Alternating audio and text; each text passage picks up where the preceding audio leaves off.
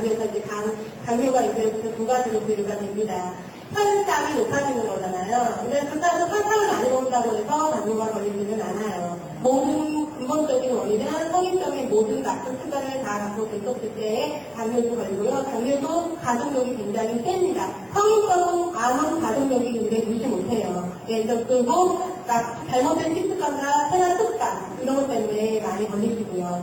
그래서 당뇨 같은 경우에는 혈당에서 혈당 인슐린이 어디서 배출돼요? 네, 혈당에서 해야 됩니다. 네, 혈당이 망가져가고 인슐린은 분배하지 못하기 때문에 그래서 그거를 인공적으로 주사나 약을 통해 갖고 먹어야지만 혈당을 유지할 수 있는 나는 당뇨예요. 당뇨는 말 그대로 소변을 보니까 뭐가 나요? 당이 배출되는 거예요. 네, 그래서 당뇨 같은 경우는 당뇨 때문에 돌아가시지는 않아요. 절대로. 합병증 때문에 돌아가시는 당뇨에 있습니다. 예, 음식만 조심하면요. 평생 그냥 먹고 싶은 걸 못 먹어서 문제인 거지 오래 사세요. 그런데 그 음식을 갈아서 드시지 않으면은 다른 합병증을 갖고 돌아가시는 게 바로 당뇨입니다. 그리고 당뇨는 의외로 스트레스적으로 많이 와요. 그러니까 집안에 무슨 큰 대소사 일이 겪으면서 그리고 어머니 아버지 같은 경우는 배우자 상황을 한 다음에 스트레스로서 해가지고 당뇨가 오는 경우도 많습니다. 저희 시어머니 같은 경우에는 아버님을 되게 많이 의지하고 계셨는데 아버님이 급작스럽게 돌아가시고 나서 그때 병간호하고 돌아왔을 때 그 충격 이것 때문에 당이 오셨거든요. 그래갖고 지금 15년이 거의 가능한데 그러니까 인슐린하고 그 약을 계속 드시지 않으면은 혈당 조절이 사실은 안 돼요. 그러면서 드실 수 있는 게 거의 없어요. 채소나 과일 그리고 건강에 좋은 단백질 같은 것들이 두부나 속 이런 그런 쪽에서 많이 섭취하시고 생선 그래서 단백질을 섭취하시고 멸치 그런 거든지 육류나 이런 거는 진짜 가끔 한 번씩 해갖고 기름기 없는 그리고 이제 샤브샤브 그래서 좀 이제 채소와 같이 곁들여서 먹을 수 있는 그런 음식을 거의 드세요. 그래서 지금 15년이 됐는데도 아직 다른 사전증이 없이 생활을 영위하시는데 문제는 저희 시어머니도 고혈압도 같이 안심하시는 거예요. 그리고 복부. 이 당뇨나 이런 분들 보면은 복부형 비만이 굉장히 많아요. 네, 복부형에서 다른 데는 조금 많으셨는데 그 노인분들 특징이죠. 팔다리가 마르고 EPR처럼 배가 나오는 거. 근데 다리 있으신 분들 특히 심한 게 바로 복부 비만입니다. 그래서 이 복부 비만을 관리를 굉장히 잘하셔야 되는데 남자분들은 대부분은요 윗배 말해서 유명한 술사람을 하죠. 그리고 여자분들 같은 경우는 똥배, 그렇죠. 그래서 이 아랫배가 많이 나오는데 요즘에는 여자분들도 위아래 다 나오시는 분들이 많아요. 왜냐면은 옛날에는 술은 뭐 남자들이 많이 먹는다고 하지만 요즘에는 술, 담배 이런 거를 여자분들도 많이 하세요. 그렇기 때문에 위아래가 같이 이렇게 나오는 경우는 되게 많습니다. 그래서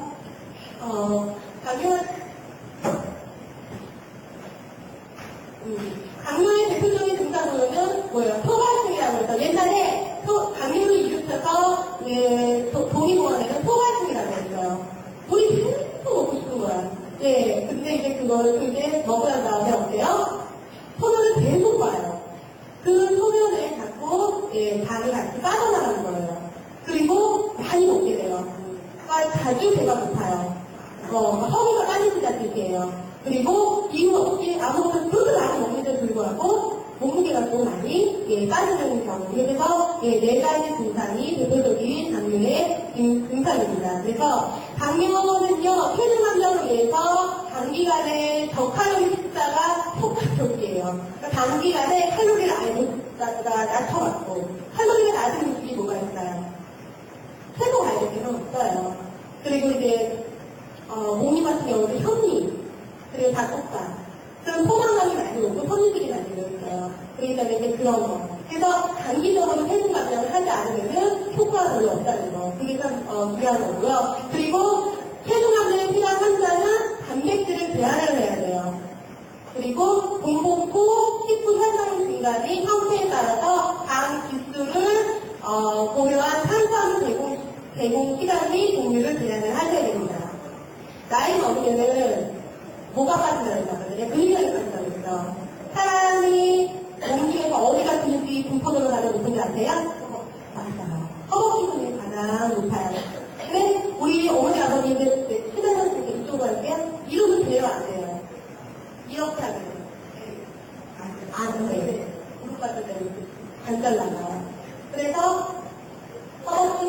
이거를 만들고, 이거를 킹하기 위해서는 다음성 운동이라고 해서 그 운동도 가져볼게요. 이렇게 하면은 여기에 근육을 키울 수가 있어요. 그러면은 근육을 많이 키워야지 탄수화물이 들어왔을 때에 그게 근육에 저장이 돼요. 글리코겐이라는 영양분으로요. 그래서 그걸 에너지 원으로 쓰는데요. 근육이 없으면은 전화가 작잖아. 그게 중성지방이 돼가지고 콜레스테롤로 돼갖고 그게 이제 성인적인 원인이 되는 거예요. 그렇기 때문에 탄수화물이나 이런 거 대부분 보면은 근육이 빠져버리거든요. 당뇨 걸리신 분들 보면은 팔다리가 마르고 배가 많이 나면서 근육이 거의 없다시피 해요. 그렇기 때문에 탄수화물 섭취를 많이 제한을 해야 됩니다. 그리고 현미밥을 많이 드시라고 하죠. 병원에 보면서. 예, 그리고 비타민, 미네랄, 그래서 이렇게 섭취, 과일이나 채소, 우유도 저지방으로 맛없어요, 사실은. 그런데 저지방우유를 예, 먹게끔 하는 게 되게 중요하고요. 섬유소를 특히 많이 먹어야 돼요, 채소. 당뇨가 있으신 분들은 채소를 계속 하셔야 돼요, 배로우시면은. 예. 거기 선생님 나가 아직도 어느 거를 많이 먹는 꿀. 안 돼. 안 돼? 꿀은요. 꿀 거기다가 싸주면서 써갖고 못 돼? 공복에 꿀이나 당을 섭취하면요. 위가 가동이 돼요. 위가. 나는 이거 겁나게 싫어요. 그건 안 돼.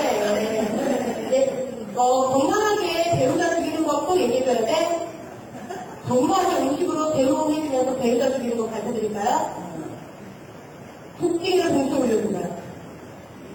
예, 국기를 코가 하나 그런 거예요. 배만이 거잖아. 국기에 올리는 거는 굉장히 잘하는 거예요. 예, 그리고 공복에 특히 술 마신 다음날에 팔팔물이나 꿀물을 탑니다. 위가 나중에 정이 돼요. 위를 자극을 시켜요.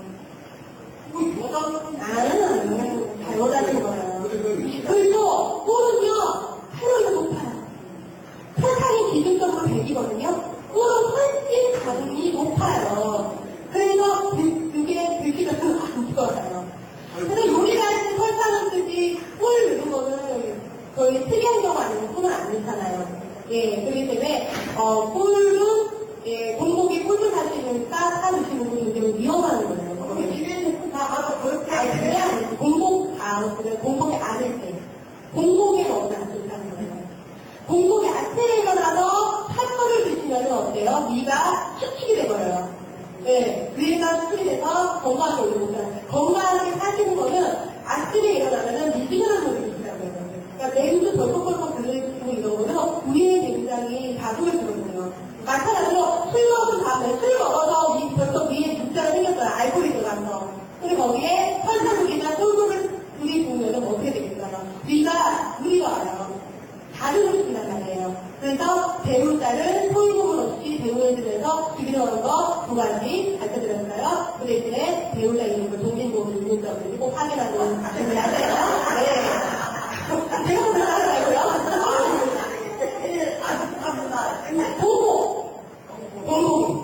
공복에는 선물도 안 줘. 건강한 생수를 마시되 미지근하거나 냉기가 가진 거. 그리고 공복에는 설탕물, 꿀물, 꽝구울이 나서 어떻게 고생이 가고 거기에서 술 먹고 와서 힘들었지? 자, 꿀물 그래서 이렇게 죽어라. 근데 그렇게 해요. 이거 너무 뜨거운 것도 자극되죠. 우리나라는 그게 문제예요. 뜨거운 거 자꾸 드시려고 하는 거. 그래서 위안이 높죠. 위안물이 되게 발전이 높잖아요. 저희가 그거 알았어요. 예, 그리고 운동은 최소한 2, 3일마다 1일 정도 하는 게 좋고요. 30에서 40분 정도 해서 100분 정도는 세우셔야 된다는 거예요. 그래서 가장 건강을 유지하는 데에 가장 좋은 운동은요. 일주일에 3에서 4회고요. 다이어트를 목적으로 하시려면 일주일에 6일 정도, 5회에서 6회를 하셔야 돼요. 근데 저희는 지금 건강을 유지하기 위해서 하는 거잖아요. 그렇기 때문에 어떻게 일주일에 2일에서 3일 정도, 또는 3일이 넘지 않게 격일제가 하는 게 가장 좋아요. 하루 했으니까 하루 좀 쉬어주고, 또 하루 가서 하루 좀 쉬어주고. 그런 식으로 해서 격일제로 하는 게 가장 좋습니다.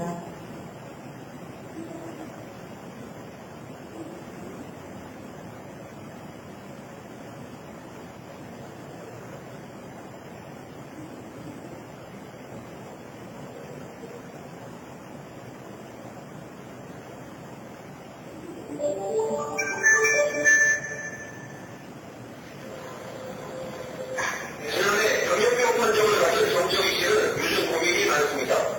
정신병으로 인한 몸의 건강도 걱정이지만 채식 위주의 식단으로 먹는 즐거움이 줄었기 때문입니다. 하늘도 먹는데, 오늘도 먹는데, 진짜, 양도 먹는데 아주 미치겠어요. 당뇨병의 원인으로 유전적유의, 운동 부족과 함께 고혈량, 고지방의 식단을 먹습니다. 따라서 당뇨병에 걸린 대부분의 사람들은 식단을 일단 채식으로 바꿔야 한다고 생각하는 경우가 많습니다.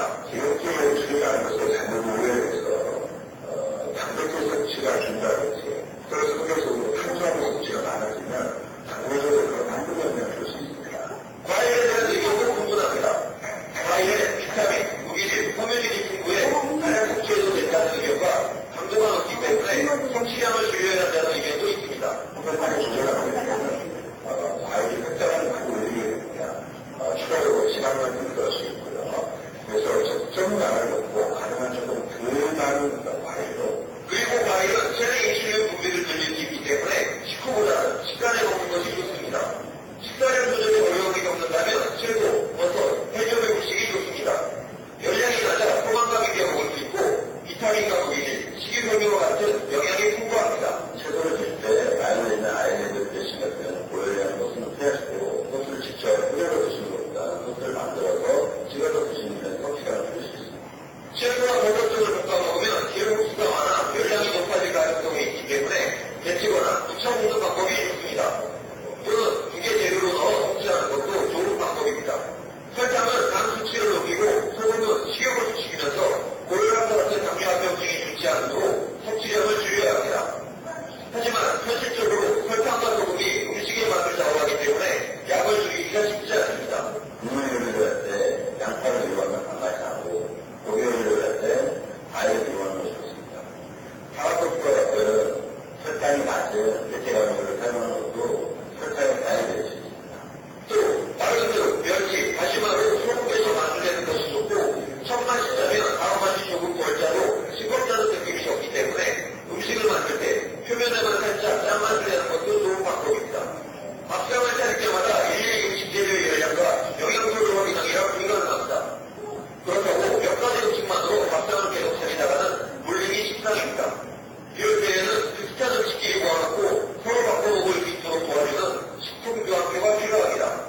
인분, 어린이분, 세포분, 지방분, 우유분, 과일분으로 나눠서 각각의 분에 맞춰서 드신다고 하면 조금 더 편리하고 쉽게 식단을 짤수